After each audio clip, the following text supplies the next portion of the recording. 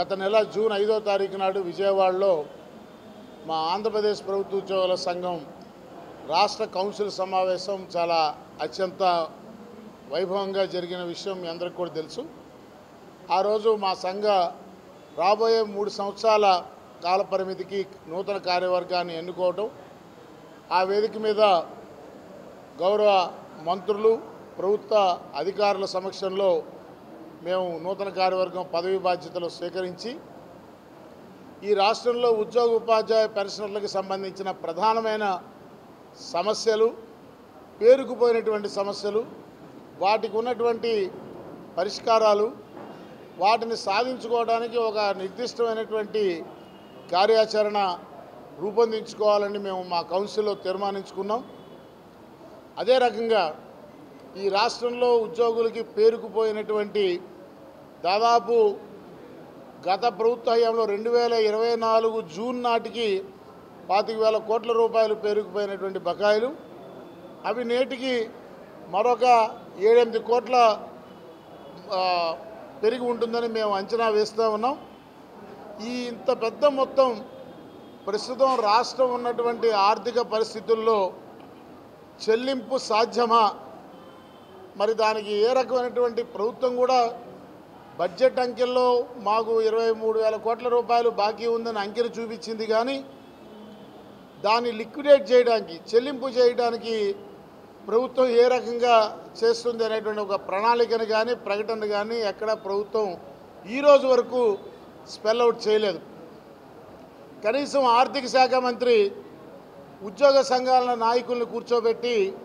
ఉన్న స్థితిగతులు ఇవి, మరి మీకు రావాల్సింది ఉంది, ఏం చేద్దాం ఎలా చేద్దాం అనేటువంటి ఒక కనీస సంప్రదింపును కూడా చేసినటువంటి పరిస్థితి లేదు. ఇక ఇది కాక ఆర్థిక ప్రయోజనాలు పక్కన పెడితే సర్వీస్ ప్రయోజనాలకు కూడా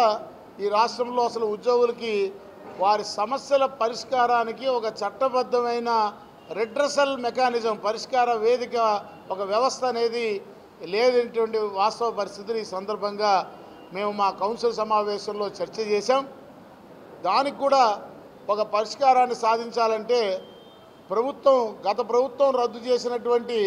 అడ్మినిస్ట్రేటివ్ ట్రిబ్యునల్ని పునరుద్ధరించాలని, అదే రకంగా ప్రభుత్వంలో ఒక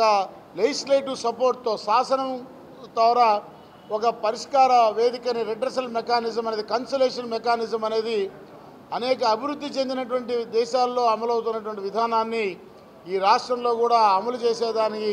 అధ్యయనం చేయడానికి ఒక వర్కింగ్ గ్రూప్ని ఏర్పాటు చేయాలని కూడా ప్రభుత్వాన్ని మేము కోరాం. ఈ సమస్యల్ని పరిష్కరించుకోవడానికి ప్రధానమైనటువంటి 27 అంశాలని మొన్ననే చీఫ్ సెక్రటరీ, ప్రభుత్వ ప్రధాన కార్యదర్శి గారిని కలిసి త్వరలో civil service joint staff council మీటింగ్ని ఏర్పాటు చేసి దాంట్లో చర్చించడానికి 27 ప్రధాన అంశాలని ఎజెండాగా మా సంఘం తరఫున ప్రతిపాదించడం జరిగింది. అలాగే ఈ ప్రధాన అంశాల మీద అసలు సమస్య ఏంటి, దానికి మూలం ఏంటి, దానికి ఉన్నటువంటి పరిష్కార మార్గం ఏంటి, ప్రస్తుతం దాన్ని సాధించుకోవడానికి దాంట్లో ఉన్న ఇబ్బందులు ఏంటి, వాటిని అధిగమించి ఎలా సాధించుకోవాలనే దాని విషయంలో ప్రతి అంశం మీద మా సంఘం యొక్క ఆలోచన విధానాన్ని తెలియపరుస్తూ ప్రాథమిక స్థాయిలో ప్రతి ఊర్లో, ప్రతి ప్రభుత్వ కార్యాలయానికి మా యొక్క సంఘం యొక్క ఆలోచన విధానాన్ని తీసుకువెళ్ళేలాగా ఒక కార్యక్రమాన్ని నిన్న మా రాష్ట్ర కార్యవర్గ సమావేశంలో రండి టీ తాగుతూ మాట్లాడుకుందాం అనే పేరు మీద ఒక కార్యక్రమాన్ని మేము రూపొందించుకున్నాం. నిన్న మా రాష్ట్ర కార్యవర్గం ఆమోదించినటువంటి ఆ కార్యాచరణని మాతో కలిసి ప్రయాణం చేస్తున్నటువంటి మా ఐక్యవేదికలో సభ్య సంఘాలుగా ఉన్న ప్రధాన నాయకులందరినీ కూడా ఈనాడు స్టీరింగ్ కమిటీ సమావేశం ఏర్పాటు చేసుకుని వారితో కూడా మా యొక్క కార్యాచరణని పంచుకుని వారందరూ ఆమోదం కూడా పొందడం జరిగింది. ఉదయం సెషన్లో మరి ఆ కార్యక్రమం, దాని వివరాలు, ఆ ప్రజెంటేషన్ అంతా వీడియో రూపకంగా, దృశ్య రూపకంగా కూడా పాత్రికేయ మిత్రులకి మేము ప్రజెంట్ చేయడం జరిగిందనే విషయాన్ని మనవి చేస్తూ, ఇక ఆగస్టు 5వ తారీఖు నుంచి ఈ రాష్ట్రంలో ఆంధ్రప్రదేశ్ ప్రభుత్వ ఉద్యోగ సంఘ ప్రతినిధి అన్న తాలూకా స్థాయి కానీ, నగర స్థాయి కానీ, జిల్లా స్థాయి కానీ తెలుగులో న్యూస్ కి ఫాస్టెస్ట్ యాప్ ఇప్పుడు టోటల్లీ న్యూ అవతార్లో జస్ట్ 5 సెకండ్స్ లో కంప్లీట్ న్యూస్, సోషల్ మీడియాలో ట్రెండ్స్ కి one stop solution, live TV app, voice search option తో ఇప్పుడే డౌన్లోడ్ చేయండి లేదా అప్డేట్ అయిపోండి. యాప్ లింక్ డిస్క్రిప్షన్లో ఉంది.